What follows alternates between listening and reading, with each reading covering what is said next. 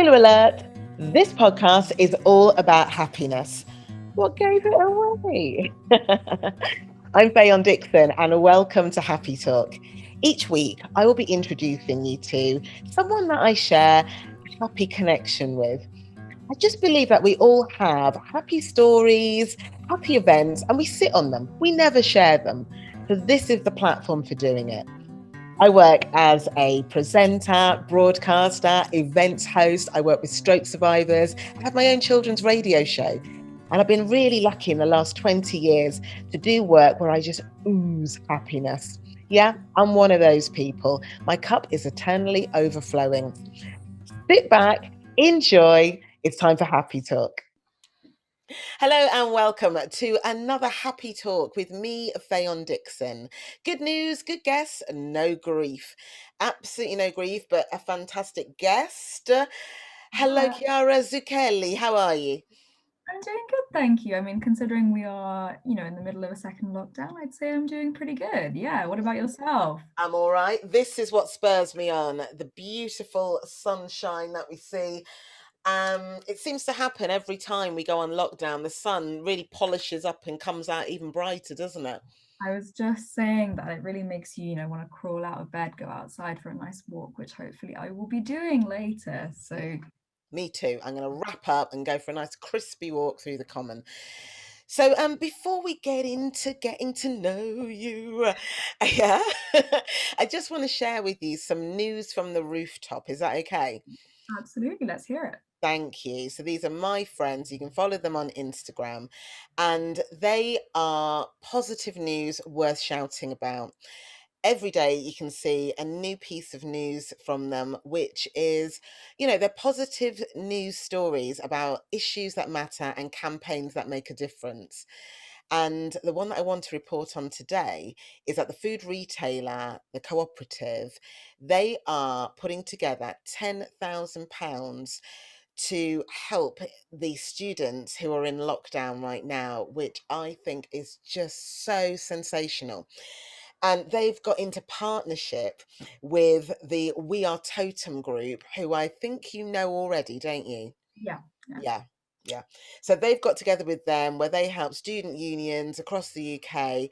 And this is helping to make sure that young people can go, the students can go to the local co op, pick up their rice, their pasta, the fruit and veg, and, most importantly, noodles to make sure that they do keep up with the, really, really good food and good, good nutrition. And although you didn't go and study far away from home, you know the importance of food, don't you? So especially when Yeah, you're studying.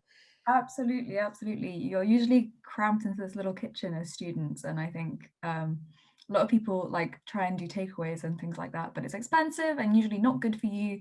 So it's great to get some good fresh food and just fuel your body, fuel your mind properly. Mm, Um, and especially when you're in a lockdown, I think that's more difficult for students to have access to that. So yeah, absolutely right. it means Our a lot. eldest, my eldest stepdaughter, is studying up in York, and we made sure she went off with loads of food and she's, got a budget and stuff like that. But we sent her a farm drop a few weeks ago. She was absolutely ecstatic, so all this lovely organic food. But, if this time of worrying about whether people are getting fed properly is quite a concern. But I mean, I'm just overjoyed to see this post that there is. I mean, and I'm sure a lot of other supermarkets, if they're not doing it already, they will get on the bandwagon and do the very best that they can to support our students. So let's talk about you for a moment. Okay. I've known you since you were 10 or Yeah. 11 years of age. I've known you a long time. You are probably one of my youngest, I would say, best friends. Yeah, I'd put you right there. You're one of those. And I like to toot my horn for you because I know you won't ever do it. You're one of the most modest people I know, Chiara. No, you are. You're patient and you're so humble with all of your achievements. But no, no, no, don't let me carry on. I know you might be squirming and feeling comfortable, but this is so important. You Mhm. know, you worked really, really hard at school, and you know, I remember going with you to your interview at Godolphin and Latimer School in Hammersmith. Your dad asked me if I'd go with you to support you through the interview process that you had. Do you remember? Yeah, no, I remember. And you were like really like hyping me up as well. I was so nervous. And you were like, no, you're gonna go there and you're gonna, you're gonna wow them. I remember you saying as well, I was like, why are we getting there so early? I remember you saying that. And there's a saying you said to me that stuck with me for my whole life, which is like, early is on time is late, and late is unacceptable. And this has just been in my head. But I remember it was when we went to that interview, because I was like, gosh, we have to sit here for so long now waiting. I'm But so glad that that came to you because I struggle with time, as you know. But anybody I meet, I will pass that on. So let me just celebrate in you for a moment. So you got an absolute first from King's College London, whoop, whoop, whoop, in philosophy.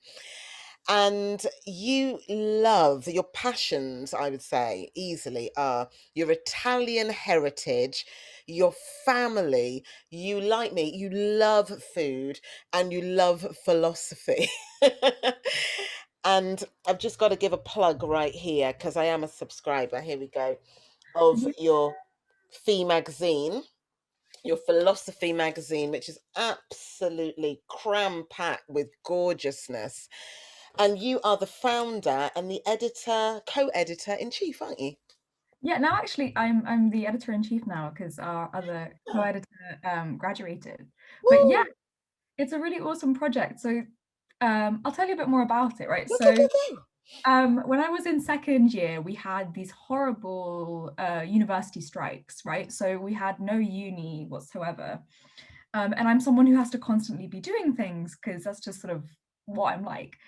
And I'd found that from my first year to kind of halfway through my second year, that there were so many people on my course that were making stuff, right? There was this guy like putting on a play, like at a proper theater, people doing photography, models, making films. And I'm like, why is no one kind of showing off, the philosophy students' talents, right? Because I guess if you're doing art, English literature, something like that, like usually it's assumed that you have kind of creative talents, right? But for philosophy, maybe not so much, or at least there aren't as many sort of channels for you to Yeah. show off your like creative work rather than your academic work. So we started this thing, and it's just grown and grown and grown. So we've managed to raise, I think, over £2,000 in the past 3 years. And now we even have like a proper A4 size magazine. So this is Oh, these so are like, I'm on the little version still. you're on the OG ones, yeah, but now Okay. we have now we have these big ones, and we've done exhibitions at university, like proper, like, showing off people's art. We've done film screenings, we've done socials.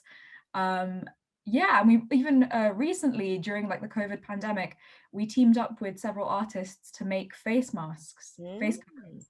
Um, and we're kind of £1 for every sale is going towards helping artists that are kind of run down because of COVID, Mm. or sort of struggling because of COVID. Brilliant. So no, it's been like it was one of my favorite projects because I really like being creative Yeah. and putting it together. And I interviewed for that as well when we had the urban issue. It was all about your experience as a Buddhist and how that kind of like, influenced your life and your outlook, which was awesome. Awesome. You know what it is about you and I? I mean, since I met you, age 10, we have done so many things together. We basically said yes to each other so many times. It's been so lovely. And, you know, I remember when you were, I don't know, maybe 12, 11, 12, and you were really into Twilight. Yeah. Do you remember? And didn't you make up a song? We would make up a song. Yes, we did. I think Uh, so. I think I just need to be clear about how we know each other, first of all. It's like, how do I know you age 10? We have a mutual friend. So she used to look after you and your brother, like not a nanny, but kind of like a nanny, yeah? Yeah, occasional nanny. Yeah.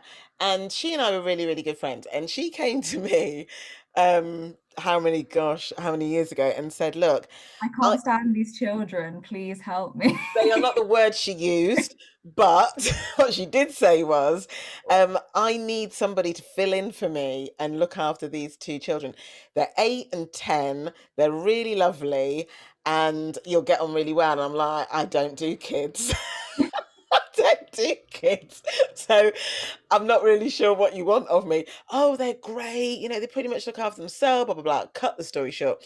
I met your mum and dad, and the rest is history. We started off where I come to your house, like maybe say on a day or an evening for a couple of hours. And then I started coming in the summer holidays. Yeah. And then I was coming over like for all kind of evenings. Then I was going to your school to see plays. Yes. Oh my gosh. I remember. And then you also came and you did sort of study skills with us at my Yeah. school. And everyone was like, there's this lady who's teaching us who says she knows you. Oh my God, I forgot I did that. Yeah. It was great. Oh my gosh. It's just wonderful.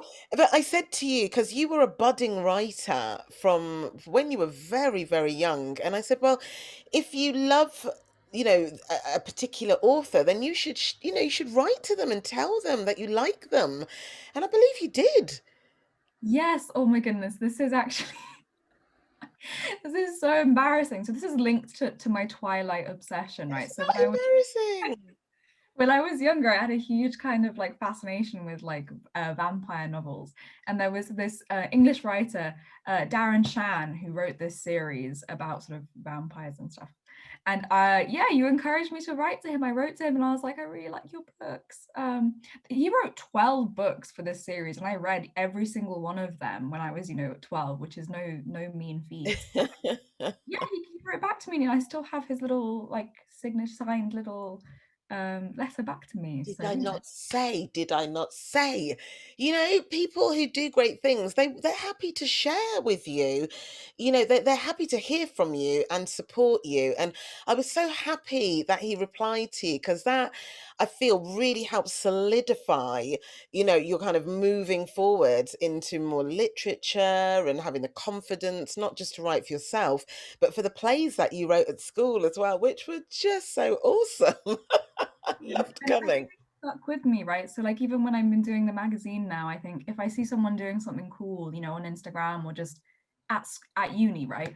I really am one of those people who will not hesitate to go up to them or to write to them and say, this thing that you're doing is really cool. Like I'm a huge fan. Like, can we collaborate? Can we do something together?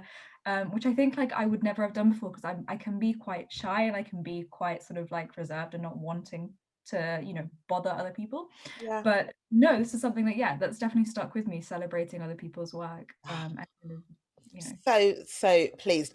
I feel like you're like my third daughter, forever. And but although, I used to call you Young Lion. Do you remember? yes, Because you were just so fierce. You said you were shy, but I could see how fierce you were. And, as you sort of got into teenage years and stuff, you then helped me with my projects. Remember my We Got Issues yeah, project? You got your friends involved. I filmed you and your friends, and yes, and that's still on the internet. it's still there. It's still there. Check out my Vimeo, my YouTube Yeah, it's page. great. It's Still there, great. still there. And, I just was in awe of how you were developing into a young woman, and you're just so passionate about everything that you do. And, you've really supported me along the way. Technology, oh my days. You've helped me with technology. You've taken my photograph. You had a great camera. Remember, you took my pictures for me so I could use them for my like new project that I was doing. So I'm not surprised that you are funded by the Arts and Humanity Research Council. How Yeah. does that even happen? Because you're at King's College London now. How does that happen? So I'm funded by the Arts and Humanities Research Council by a sort of small sect within it called the London Arts and Humanities Partnership. And basically, it's a partnership of 80 students per year who get funded, London-based students who get funded by the Arts and Humanities Research Council. And what you end up doing is you basically write to them in your first year, and usually this is for PhD students. I'm actually a master's student, but because my master's is a research master's that's 2 years long, I'm eligible to apply. And so I applied, basically just telling them what my research project was, what I'd like to do for the next 3-4 years. And they just liked my project. So they ended up funding me from this year and then 2 years after that, which is so nice, because it's one of those things where, like, it's validation, right? You get, like, someone who says, I like this idea that you have, I want to fund it, I want you to kind of go and not have to worry about having to work part-time or whatever. We're going to fund you and you can just focus on writing. Amazing. It's great. It's also, like, one of those things where actually there's been quite a lot of success at my uni this year with that. A lot of people in my year group were able to get the funding, which is just great. Especially, like, during these uncertain times. Yeah. It's fantastic. Yeah. That's great. And you've also got a certain amount of words that you've already got in the bag and contributed to your next year, haven't you? Yeah, exactly. So the great thing about the course I'm doing is that being 2 years long, you get to write kind of double what you would normally write, and this is the amount that you can carry forward with you to the PhD. So you don't have to start from scratch. You start already based on the research that you've been doing for your master's, which is just, I think, more useful than doing a master's and then sort of throwing away that shorter dissertation. But no, it's really, really great. And as a kind of partnership, it's great because you get to meet with other students.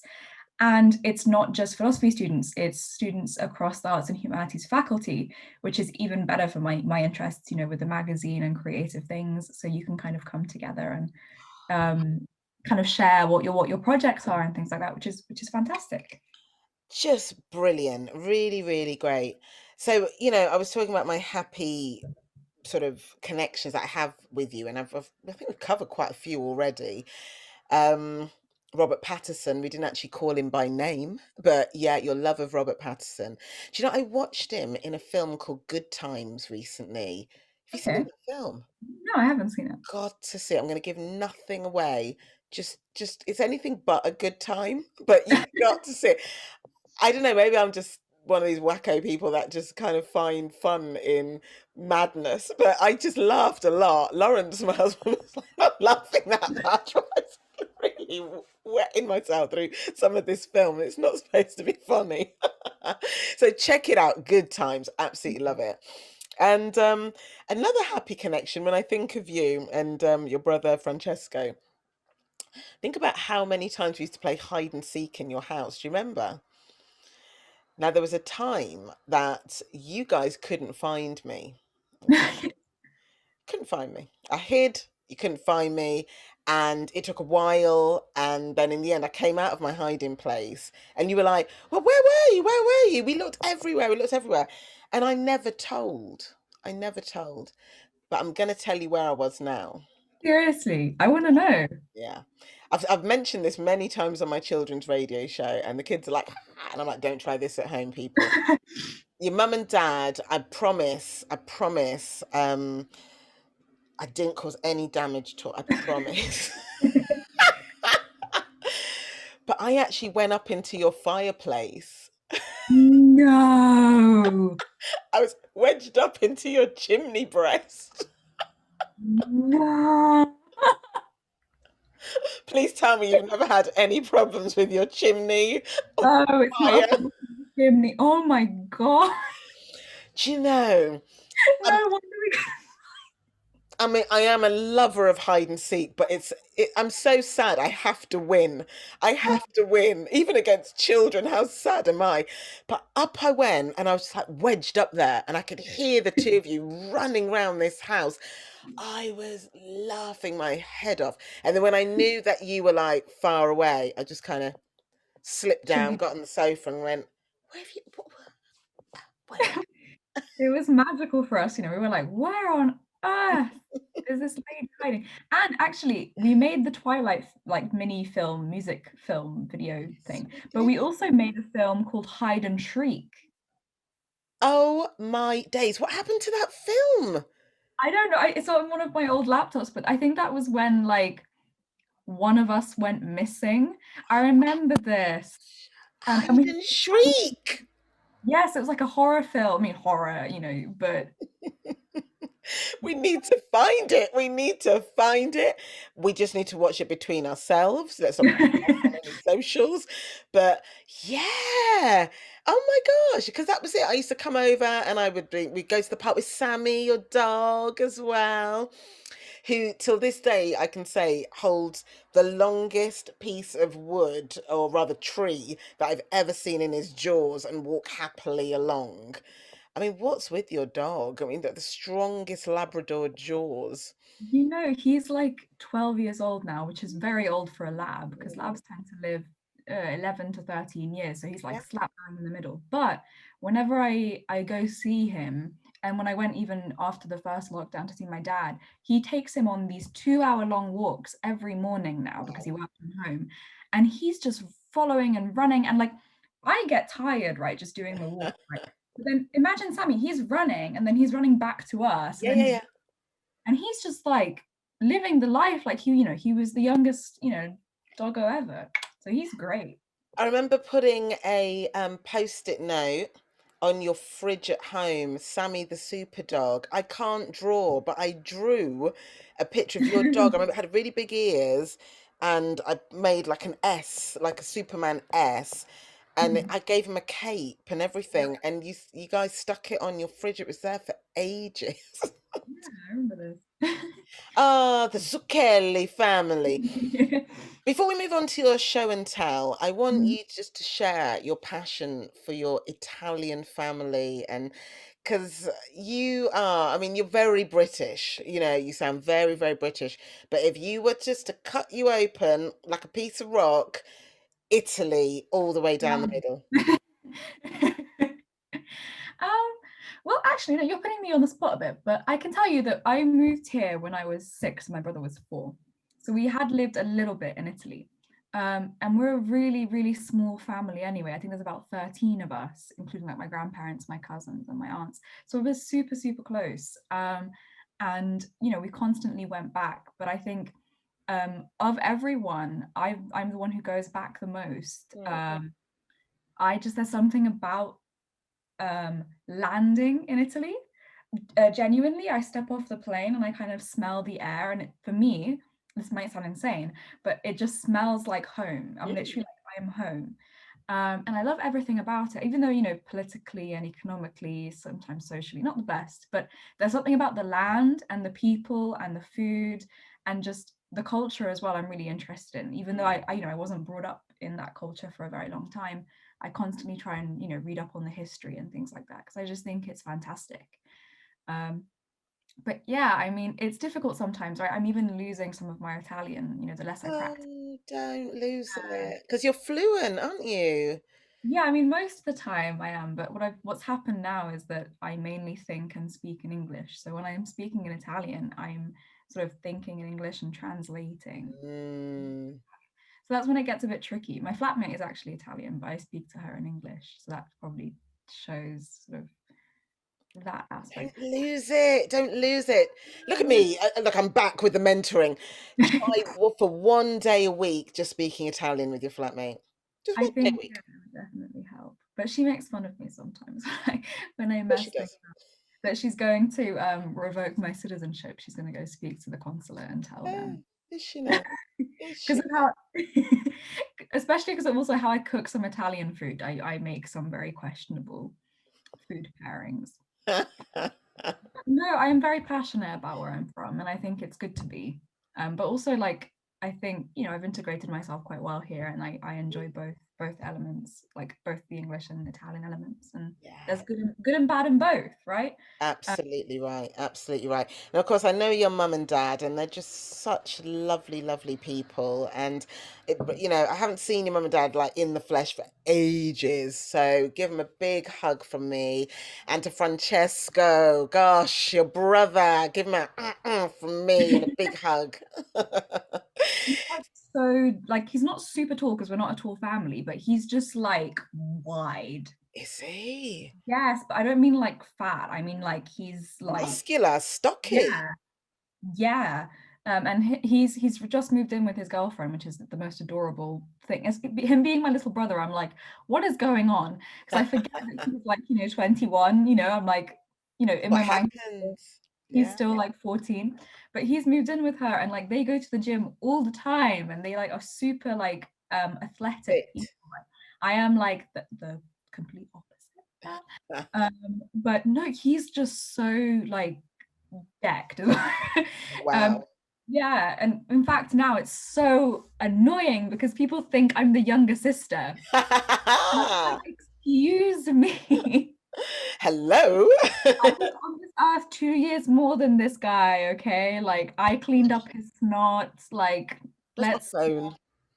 I don't like to creep around people's profiles. I don't like doing that, but let me just have a look at your brother quick. Let's have a look. I've got a picture of him from last summer Have you? will shock you. Hang on a minute. Let me have a quick look. Actually, I'm going to your profile because he'll probably be on here somewhere, won't he? Are we Oh, allowed to show this image? Like, can I show it on the call? that's up to you, really. That's up to you. I don't think you'll He's mind. a little bit discreet on Yeah, he's not super hot on the Look, social. I love that. I respect that. He's not got any posts on Instagram. Look at him. Good grief. You can see, I can't. Wow. Yeah, I can see. I can see. Right, so he's like super He's really muscly. buffed up, didn't he? Right, and this is not even him at his buffest, I have to say. Like, since lockdown, he's just Grief. been Look so. at I him. mean, he Because I kind of. can't see anything. I'm just saying, no posts. Mad followers. Good for him. Good for him. So the time has come. The time has come. Every guest I have here on Happy Talk, I ask to show and tell. So, Chiara, what have you brought to show and tell? So I've bought this map, Ooh. which I've framed. This is how important this item is to me. Okay, so hold it up again. Hold it up and just tilt. Oh, See ourselves. you see Hello. me. You can see me. I'm trying to move out of the way. So tilt it forwards, maybe. Okay, that's the one. Right. So where is it? So can I? Yeah. So this is a map of Wales, specifically Snowdonia. It's a small section in Snowdonia. And it's basically where my boyfriend and I went to hike for the first time. And we went in September for our 5-year anniversary. What can I say? So this is like a really, really happy memory of mine because I part of like my love of like my Italianness is also my love of hiking. So where I'm from, in a sort of little hamlet off of Pisa, there's this beautiful mountain that you can climb up, and you can actually find an ancient monastery that's been there since like 1000 AD. That's Wow. ruins, but like, no one knows it's there. It's not like one of those things that's signposted. And you can climb up super, super high. Like, I love doing it. And it's one of those things that like, I'm a very small person. I'm like 4'10". So I love being really high up. And like I said, I'm also not a sporty person. So I love like challenging myself. But like, for some reason, like there's something about hiking that I enjoy and I like doing, and I can kind of set my mind to it, not in the same way as like running or things like that. Yeah. So this is something I wanted to do for so long, and what was special about this was that not only was it our first time camping together, but it was also the first time wild camping. Ooh. Do you know anything about wild camping, Not Fayon? for Fayon. I do a lot of wild things, but wild camping ain't one of them. I will camp, but it won't be wild. Like glamping, I think. I can see you doing some glamping. Somewhere in the middle. I'll go somewhere in the middle. I'm not precious, but what makes this wild camping? So wild camping is basically you don't camp at a campsite. You camp in a random sort of place on the map. So there's no facilities, there's nothing. It's just you and nature. No one.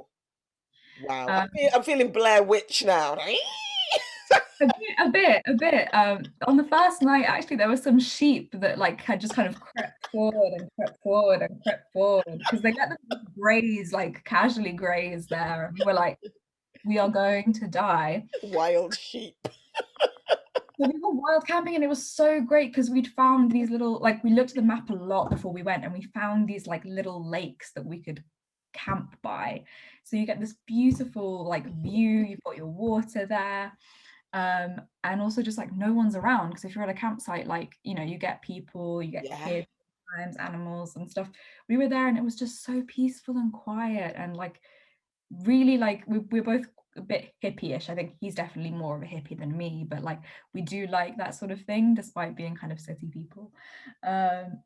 It was just, it was fantastic. And not only was it wild camping, first time camping, our anniversary trip, it was also Snowdonia has Mount Snowdon, which is the Mm. highest peak in all of the UK, which is what we'd set to do. I say I'd set to do this because I'm sometimes competitive as well. So I was like, hey, if we're gonna go anywhere, like we're gonna go to the highest peak and we're gonna do it. You're like half mountain goat. Like, there's no point going to Snowdonia and not doing No. like the right. Uh, it was actually quite funny because I'd really overestimated my skills. Because in the past years when we'd been hiking, not camping, just hiking, Mm. I've been racing forward in front of everyone. And we did a couple of things actually with my brother and his girlfriend. In Austria, we climbed this super, super tall peak that was like 2,000 something meters, which is quite a lot. Wow. And Snowdonia is half that. So I was like, psh, not a problem. What I'd not considered, right, is that I have like a 16-kilogram backpack on me carrying tent, food, supplies, which is going to slow me down a ton. Yeah, yeah, that'll do it. Again, I'm not a particularly sporty person, so I've not got the muscles I need to carry up. And people were genuinely looking at me because the rucksack was like up here. It was like half, it was like almost the size of me. So people were like, "Where are you going? What are you doing?" You know. So I was getting like, there was moments where I think like I was super tired or he was super tired. But like it was just a lovely experience because we like spurred each other on. And it just ended up being so wonderful, like something that I would love to do again. Really, I'm so glad you said that because, I was thinking, where is this going to go? Because Um, this is happy talk. I'm no, I like, mean, I think like it's one of those things where like when you're in it, there's like difficulties, but you overcome them, and that's like cool. part of, like what makes the experience positive, because you're like, I did this. It was so, um, it seems tricky in your mind and you kind of overcome it, and that's like the happy memories, right? Nice. And just laugh, the little things that happen when you do these silly things. You laugh at something silly that's happened, or You someone got tripped. stories. You got stories. Yeah. And it's just one of those like wonderful like things that like make me really happy even now that we're inside. Thank you for sharing. So when are you going to go back? Have you got a night? You got a sort of mind, sort of thoughts about when you're going to get back again? So I'm being a little bit cheeky and I'm trying to see if we can go not to Snowdonia but to Dartmoor, which also allows wild camping in England, for Christmas. Oh. So I mean, I'm sometimes a Christmassy person. I have to say my family's not a huge Christmas family. Although I've seen you guys, you do put on a good spread. For people Yes, that aren't into it, you put on a good spread. most of the time it's me though that has to do it. So I yes, and then like on Christmas Day, it's a bit like everyone wants to do their own thing, and then like we end up kind of having a big dinner together, but like Okay. not some of the stuff that you'd think we do. So I'm not like a huge fan. So I was thinking, let's just go from like the 23rd to the 27th. Let's go camp. It's going to be a bit cold, but Dartmoor is like Mm. not so high up. So Yeah, yeah, yeah. something that if not, then I think it would be wonderful to go in the summertime. Oh, yeah. Because like there were these lakes, like, and I actually jumped in. I really wanted to jump in, even though we went in September and it was cold. It was like, less than 10 degrees. I was like, I need to do it. I'm Do gonna. it. So I jumped into this, into this lake. But I can imagine in the summer it'll be even more beautiful. But it's just, yeah. So I hope to go back soon. It was one of those things where like I just wanted to do more. I really wanted like, let's keep going. Yeah, yeah. Oh God, I really, really, really hope that you will get to go. You talk about jumping in lakes. I remember my friend Sharon and I went to Nevada on one of our trips. It's a long story, I'll save it for another time. But we went to Lake Tahoe.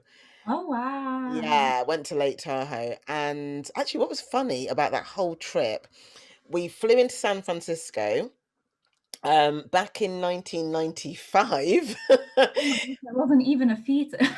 Listen, back in 1995, we could get plane tickets as couriers, and you'd literally have to carry a package, like an envelope. We paid £100 to get to America and back again, return. Yeah. So the thing is, we had to travel out there on separate days. So she went first, and I followed her the next day. We got in the car, and we met up in San Francisco, and we shot straight up to Nevada.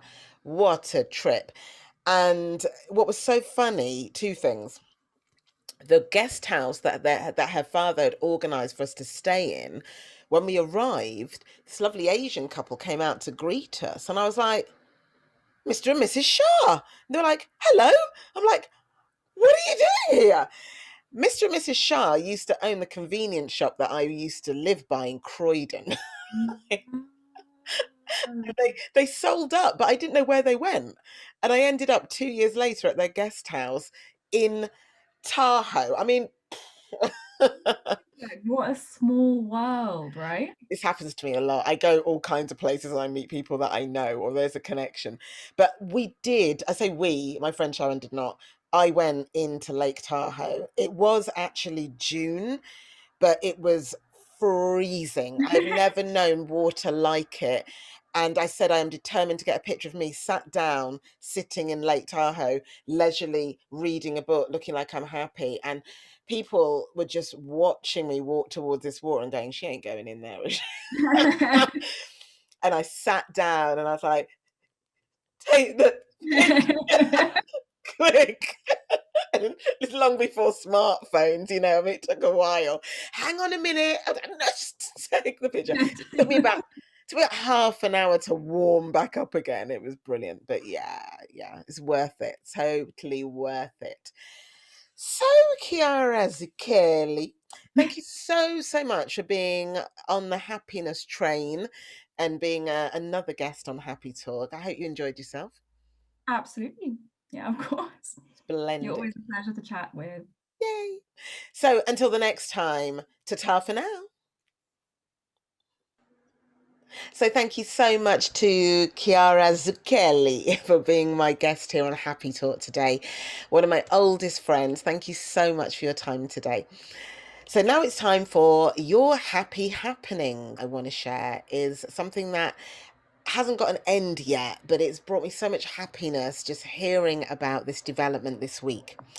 So I deliver creative workshops with stroke survivors, and there is a young man who is part of our stroke survivors group that we usually do in person, but because of lockdown, obviously we're now doing online. But although he is quadriplegic and has cerebral palsy, he writes lyrics and he raps. And earlier on this year, I got him to collaborate with Providence House, who are a youth club in Battersea. He wrote a song and the young people performed it, and it's awesome. It's really fantastic. Off the back of that, we got them on the radio as well. So I've had some good news. The track, it's all about Black Lives Matter and the whole situation that was happening in America with George Floyd. And my guy wanted to rap something, but he didn't feel his voice was strong enough, so he got the young people to do it. And it's a speaking out track. And lockdown happened again and things were put on hold, blah, blah, blah, blah. But what's happening now is, and I know we're on another lockdown, but when this whole thing is over, these young people want to make a video with AKA Lyrical Bolt. He came up with this name himself because he feels that he writes faster than he writes faster lyrics than Hussein Bolt, which is great. And they're looking to put together a video where the Lyrical Bolt can actually be involved. Now, I'm not sure how this is going to happen because Lyrical Bolt, because of his condition, has to stay indoors. But it's just the fact that these young people want it to happen. So I'm so glad I can share that with you because it is going to happen. So if you have anything at all that's happening in your life or a friend or relative that you know about, please let me know. Share it with me because I feel in this time especially, we need to keep up these happy stories. So you can just drop me an email to happytalkwithfayondixon@gmail.com and I will definitely share it on Happy Talk. And I will be back with more good news, good guests, and no grief. Take care. See you soon.